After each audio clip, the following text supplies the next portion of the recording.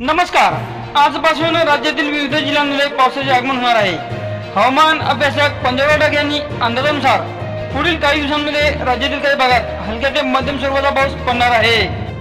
सातारा, सांगली, सोलापूर, कोल्हापूर, नाशिक, धुळे, नंदुरबार, जळगाव, संभाजीनगर, जालना, बीड, परभणी, लातूर, नांदेड, हिंगोली, यवतमाळ, वाशिम, बुलढाणा, अकोला, अमरावती आणि उस्मानाबाद या जिल्ह्यांमध्ये पाऊस होणार आहे।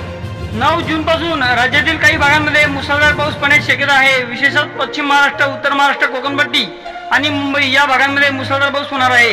या काळात ओढ्या नाल्यांना पूर येण्याची शक्यता आहे, त्यामुळे नागरिकांनी सतर्क राहण्याचे आवाहन करण्यात आले आहे। पुणे, नाशिक, नगर, कोकणातील जिल्हे, नंदुरबार, जळगाव, संभाजीनगर तसेच परभणी आणि मुंबई या भागांमध्ये जोरदार पाऊस पडणार आहे। हा अंदाज प्रसिद्ध हवामान अभ्यासक पंजाब डाग साहेब यांनी वर्तविला आहे। शेतकऱ्यांनी या अंदाजानुसार शेतीचे नियोजन करावे आणि सुरक्षिततेची खबरदारी घ्यावी। शेतकरी मित्रांनो, व्हिडिओ आवडला असेल तर चॅनलला सबस्क्राइब नक्की करा। धन्यवाद।